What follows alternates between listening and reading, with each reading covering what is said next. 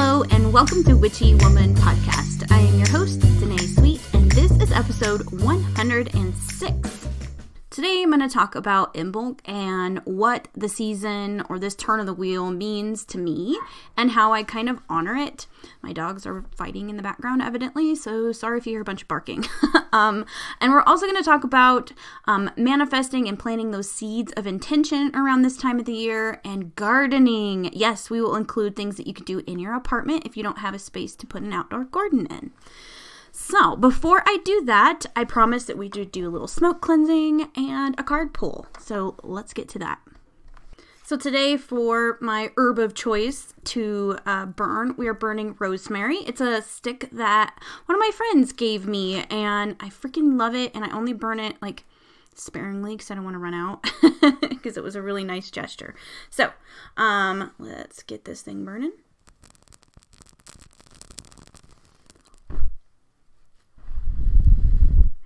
All right, we're smoke clearing my mic and the computer and my cards that I'm about to draw from. Awesome. Now we're just going to set this off to the side.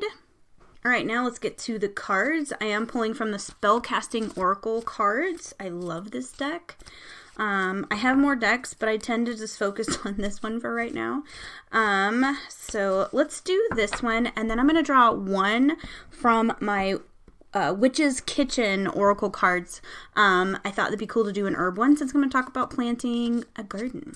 So this is what's the outlook for this week? What's the most important thing we need to know about this week?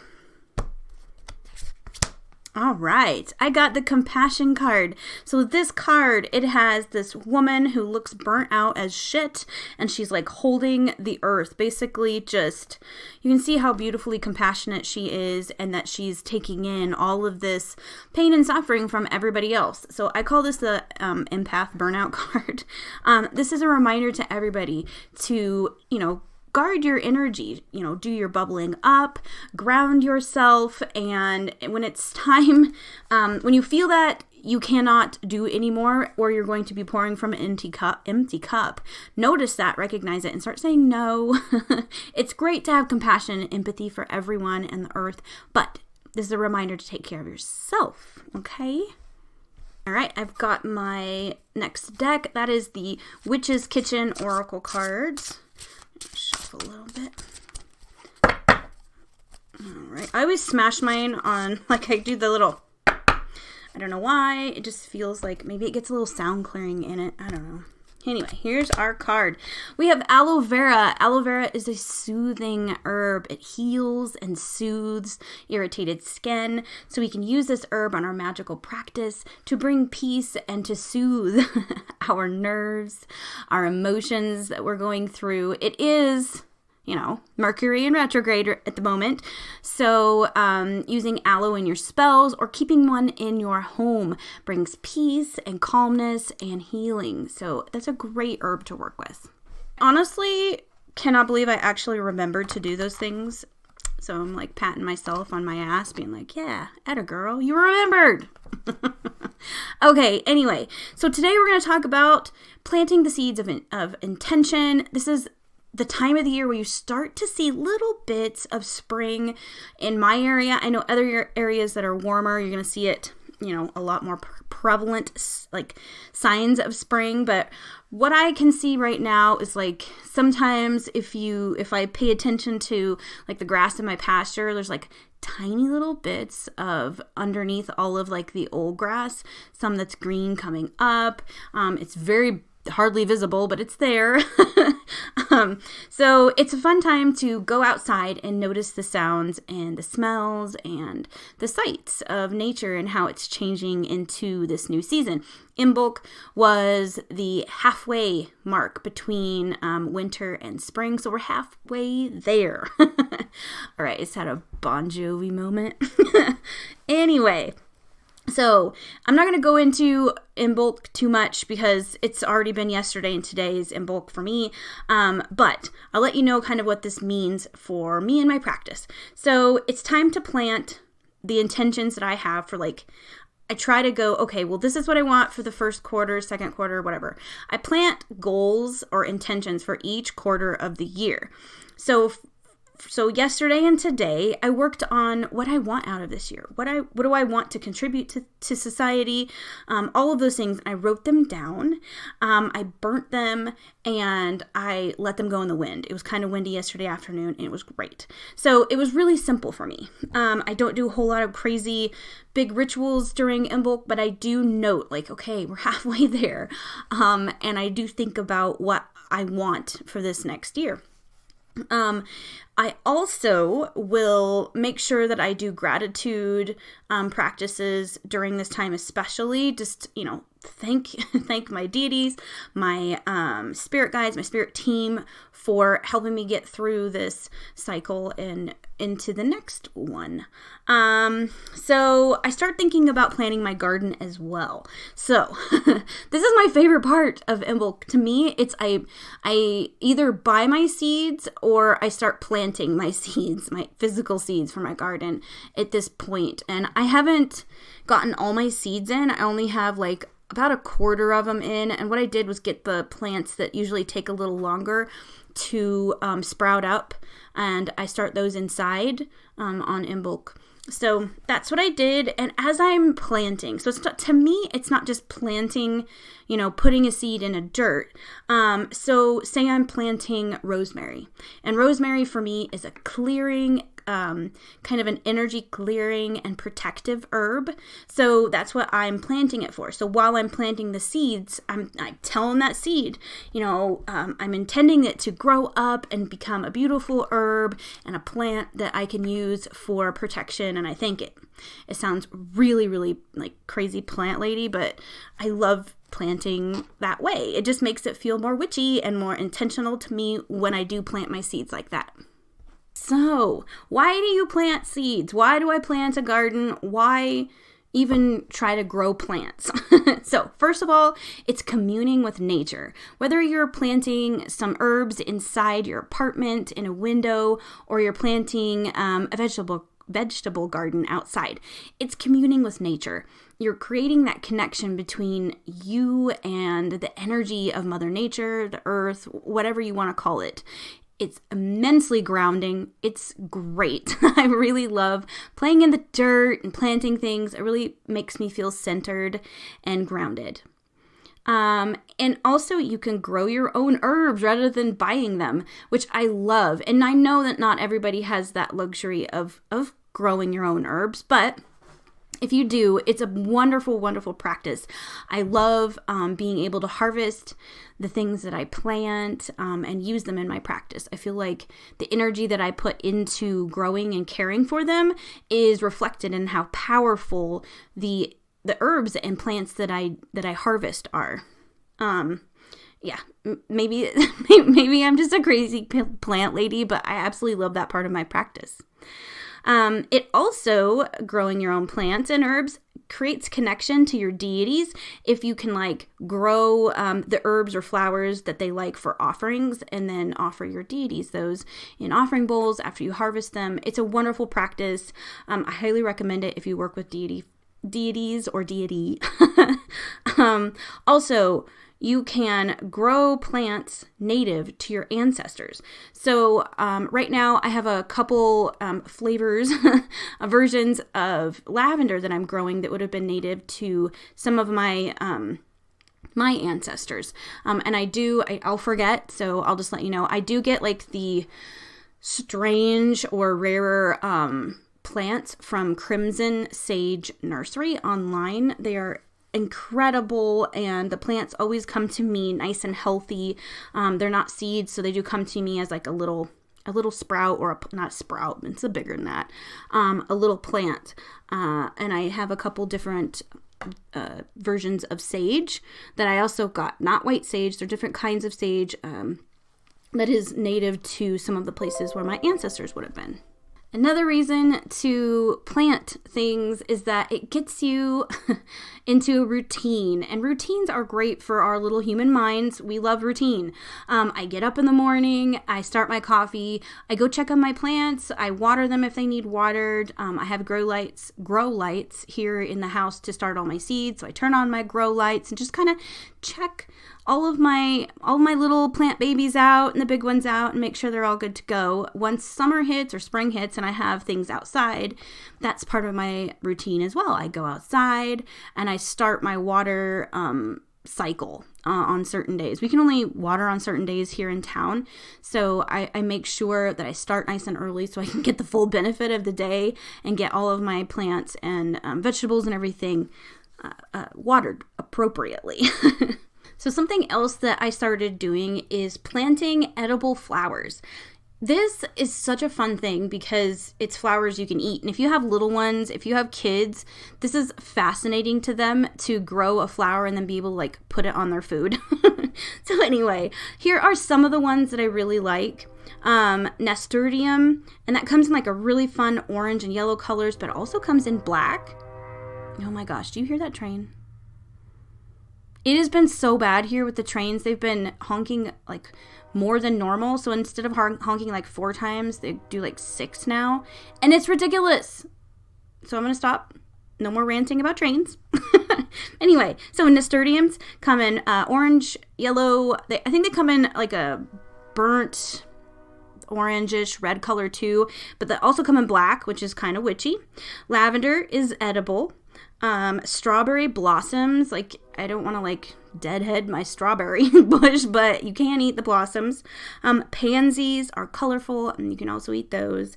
Dandelions, hibiscus, what else? Oh, chamomile, lilacs you can also eat, and sunflowers. So some of the things that you can do with your edible flowers, you can bake bread and you can kind of like lay these on top to make them beautiful. You can put them on pies.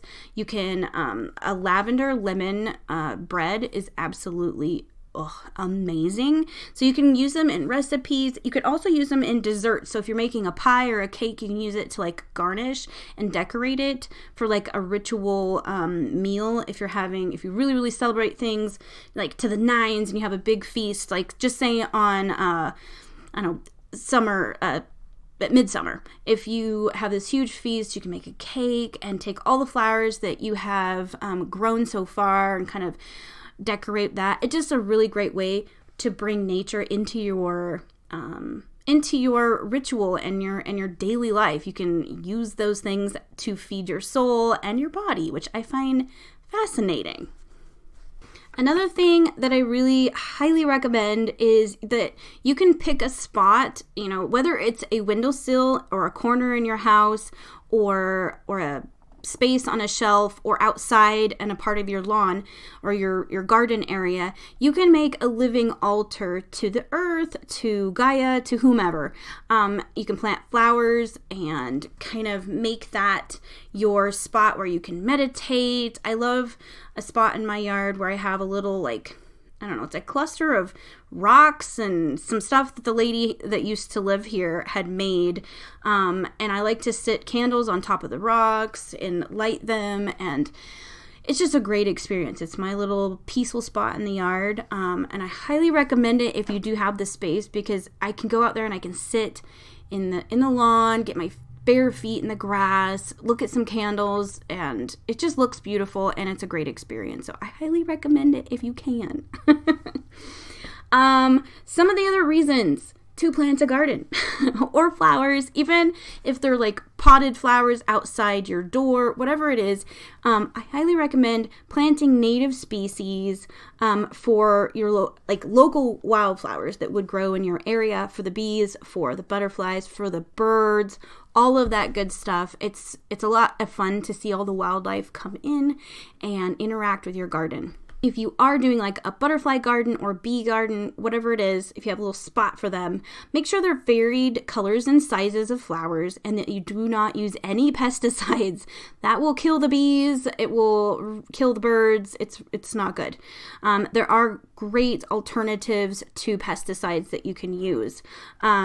some of the sites I want to mention. I'm going to put all of these in the show notes, and then I will also put them in the groups because some of these have like a really long URL. But you can go to, I can't even pronounce it. It's xerces.org, and that is, to me, the best site for pollinator flowers. You put in like your state and it'll come up with a list of flowers that you can plant for native insects, for the butterflies, the bees, the types of bees that you have there, and the birds. It's a great website. I highly recommend it. There's one specifically just for birds. Let's see, whichever. There's a native plant finder if you want to start repopulating native plants. That's nwf.org, and they have a zip code search there as well. I will make sure that I get all of these. There's a Protect Your Bees site that you can also get tips on how to create, a little space to help the bees out. I really feel like this is like giving back to nature.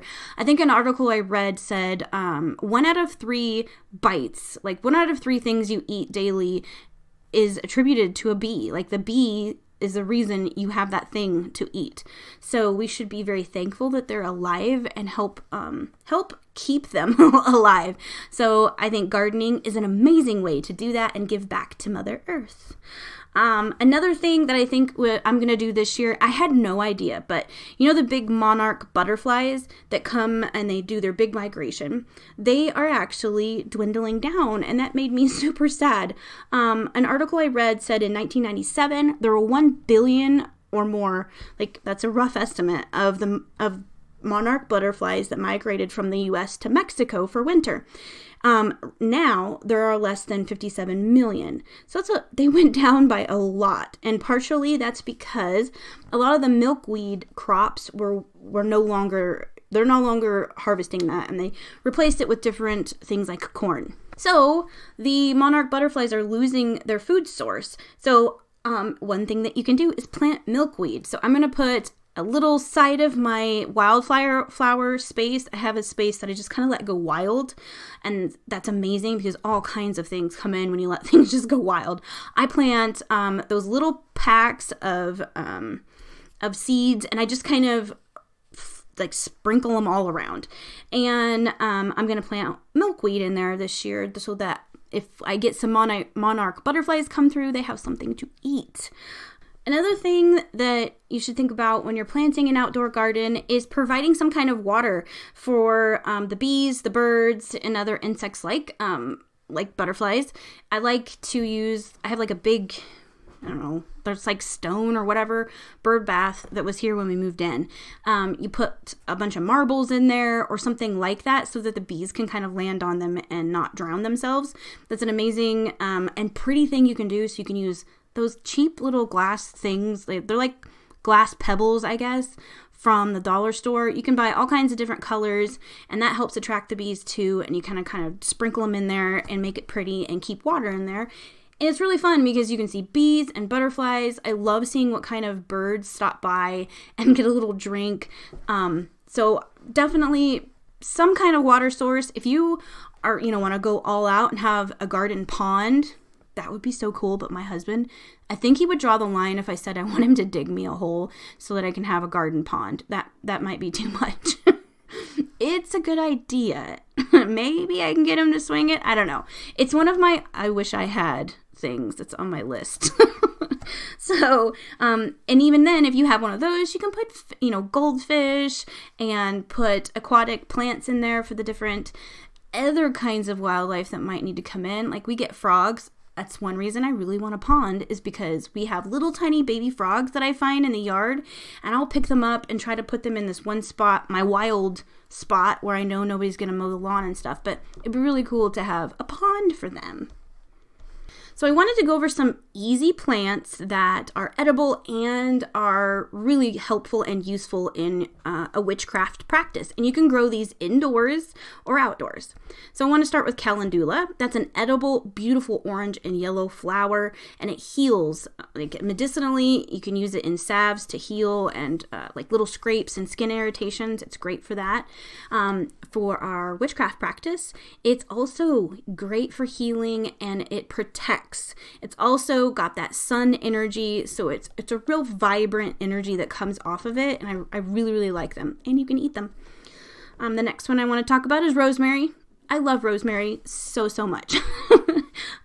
I'm pretty sure I'd talk about this herb probably more than any other herb, but I love it in my food, and I like to use it in magic. It's edible, it protects and enhances memory. It's a great herb, all around herb to use in your witchcraft practice. I use it to clear my energy in this home probably more than any herb that I have. And I have it, like I said, at the beginning of this, I have a stick that my friend gave me that she had made. And then I also have like loose herb that I grew from my garden. I keep it, and then I use it on a charcoal disc. And I'll use that to smoke cleanse my house. It's great in spells as well. It's kind of like the clear quartz of herbs to me. It's really useful for all kinds of different purposes. I've even heard of it being used in love magic. The next one is basil. It's edible. You can use it in food, and also for like the magical properties. It's great for money magic, to increase your luck, and it's a mood elevator as well. Next one is mint, or any kind of mint. There's like a billion different kinds of mint. I think I grew a chocolate mint, a lemon mint, plain mint, spearmint. I can't remember if that was it or not. But anyway, they're really easy to grow. The only thing is with mint, if you don't want it to just like take over whatever area you're planting it in your yard, then you might want to put it in a container. I had to put mine in containers because they went crazy. But they're easy to grow. They're great for money magic, to ward off evil, elevates your mood. You can use it in teas. It's also great for cleansing. I use mint. I will burn mint and rosemary together quite often as like a really great cleansing duo, for smoke cleansing. The next one is chamomile. It's really easy to grow. It's edible. You can use the leaves and the flowers. The leaves for tea, the flowers as well. It promotes peace, calmness. It's a great sleep aid. So if you're doing spells for peace, maybe to help anxiety, you want to make a spell bag or something for calm and peace.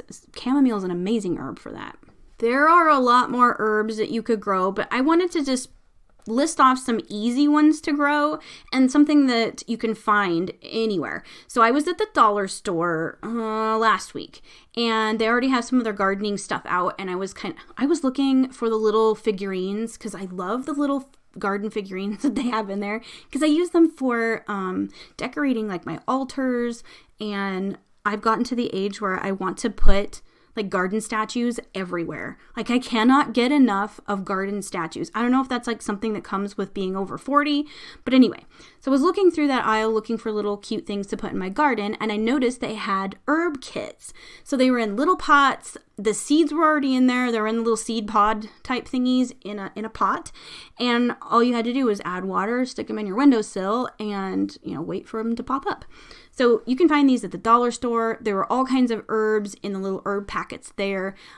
You can pretty much find everything, the potting soil, the pots, and the seeds there if you wanted to do it that way and get it really inexpensively. And you can totally grow those in your apartment.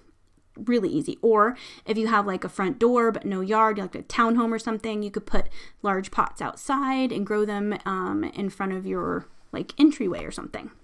I also saw some stackable planters, so it was really cool. Like they looked like a 3-leaf clover, and you kind of like would put one down, and then you turn the next one and stick it in the slots, and you can make it as high as you want.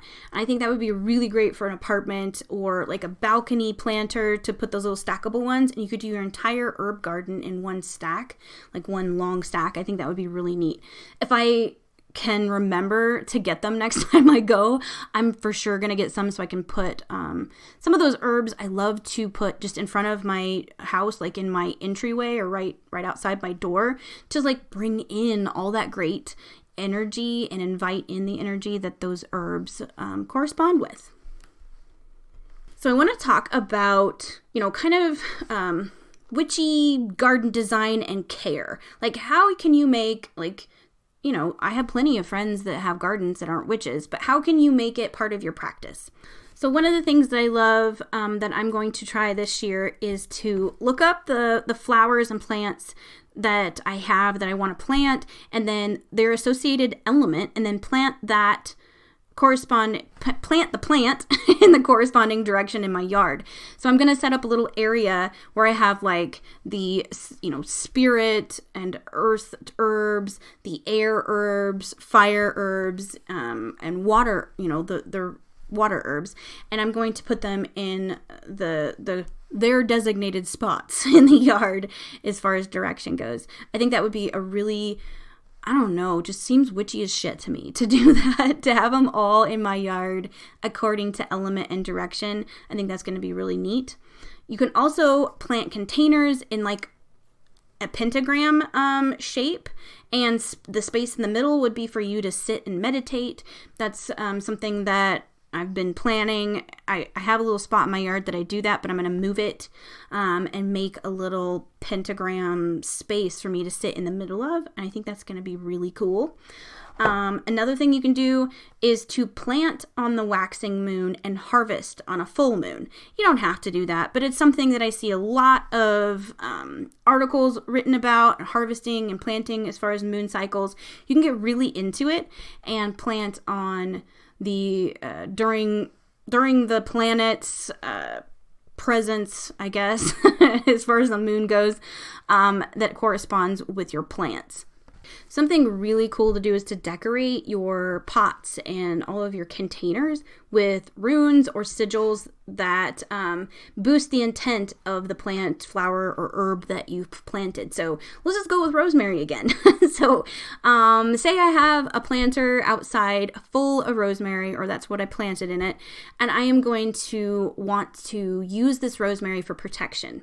So I would draw a sigil for protecting my home, and I would draw that in like paint on the outside of the container and decorate it, probably with glitter. But you do it however you want to do it. But that's something that you can do to integrate your spiritual witchcraft practice into your gardening. It's kind of like doubling down on the intention of that herb. Something else that's just witchy as shit is a moonflower garden. Moonflowers bloom at night to the moon, and having that spot outside where you can go outside, sit with your flowers, commune with the moon, and honor that divine feminine, I think it'd be really cool addition to anybody's garden. And then finally, I want to talk about compost and how you fertilize. So when we do that, and we do it in an organic way because of all of the birds, the bees, and the other insects, it's almost like an offering to Mother Earth when you put that, when you put that care and you start a compost pile or a compost bin or something, and you feed your plants this great organic fertilizer. It's like giving back to the earth and caring for the earth, and it's a gratitude practice. So I think that would be a really fun thing if you have the space and the materials in order to create a compost. And I'm not going to talk about baneful plants or herbs very much because that would be an entire other episode. We kind of talked about that with Kobe already. But if you are going to plant baneful and poisonous herbs outside, please keep it up off the ground so no bunnies or chipmunks or anything like that can want to get at it, and also put a barrier around it so nothing's like, snacking on it. I don't know as if I will put anything outside besides maybe the foxgloves, maybe a few others, but I will have a little fencey thing around it, like the little garden fence that's kind of short, just to keep the rabbits out, because I really don't want the rabbits in there. But just be careful where you plant it. If you have kids next door and you're planting something that's poisonous, please let your neighbor know. So this don't let their kids touch your plants, because kids are kids. Around here, kids just run wild, and they may be in your yard at any point during the summer. We have kids around here play this weird game that they like. It's like hide and seek with cars. It's weird, but anyway, people are on the ground running, and they often will run through our yard and mess around. So for me, it's like I'm put up little signs that say poison like, dude, don't come in here. But if you have small children that cannot read, please let somebody know. Hey, neighbors, don't let your kids come over and pick these flowers. They are poisonous. So just be aware. And I know a lot of you probably don't live outside and live in apartments, townhomes, condos, or whatever. But there are always ways to incorporate nature and gardening, even if it's a small space, like little window, those little, I don't know, rectangle windowsill ones. You can stick it on a balcony if you have a balcony. There are all kinds of ways to incorporate gardening and plants into your life, even if you live in a space where you can't go outside and plant, a big vegetable garden or witch's garden outside. I have a lot of plants in my home that probably will never go outside because they're that poisonous, but I always put them in a safe spot and I use them in my witchcraft practice a lot now. I use them to meditate with. If you don't want poisonous ones, you can use other plants to connect with. Put them in your home according to the directions. Again, you can put them in spaces in your home that correspond with the element, just like I would outside. You can do all of these things in a different way and do them inside. You just got to get creative and keep an open mind about gardening in an apartment. I'll be sure that I put all of the places I get seeds from, my witchy seeds, my flower seeds, herbs, and like my regular garden, my vegetables and stuff. I'll make sure I put all of those links in the show notes. I'm going to repost them in the Witchy Woman Friends group and the Coven. So check that out. If you can't get to the show notes for some reason, I will be posting those in those groups. So you have all of the information. You're going to have all of the native species, native plant places that you can search to nurture the insects and birds and bees in your area. Another thing I just wanted to remind everybody, it is Mercury in retrograde at this time. I think we'll be here I think it ends on February 21st, I believe. So just be aware, ground yourself, be mindful in how you are communicating, whether it's in person, online, whatever it is. Just be mindful. Please don't stress about it. Stressing about it will not help. So be mindful and move through it. So stay grounded, get enough sleep, drink your water, and all of the stuff to take care of yourself, okay? And I hope everyone has an amazing rest of your week. And I guess that's all I have. So until next time, stay witchy. Bye-bye.